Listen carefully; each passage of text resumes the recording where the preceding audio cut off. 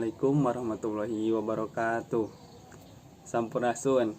Wilujeng enjing kanggo pamirsa sadayana tepangkeun wasta abdi Ajun Milyana Mulya ti kelas 12 IPA 2. Dina waktos ieu simkuring bade ngadugikeun warta kanggo ujian praktek basa Sunda anu judulna Longsor di Desa Sukaraja, Kabupaten Bogor di awal tahun 2020. Longsor anu lumasung di Desa Sukaraja, Kabupaten Bogor, Jawa Barat nyebabkeun puluhan imah ruksak kulantaran katarjang material banjir.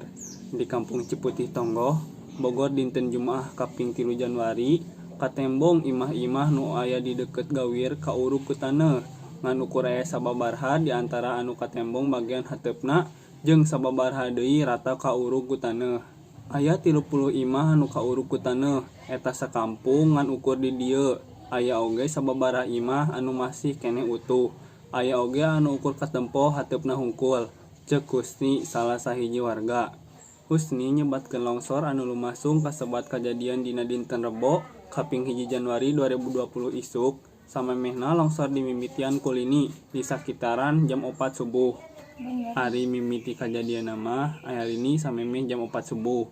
Terus taneuh eta mimiti longsor teh sakitaran jam 5 saenggeus abdi salat subuh. Terus taneuh langsung ambrul longsor ngurug imah-imah nu aya di dieu, carita Husni. Kiwari sakabeh warga oge ngungsi ka imah-imah tetangga jeung dulurna nu aya di sekitaran kampung. Salain kusabab imahna ruksak, warga oge ngaku sieun aya longsor susulan. Rupina sakitu warta anu parantos tiasa didugikeun simkuring.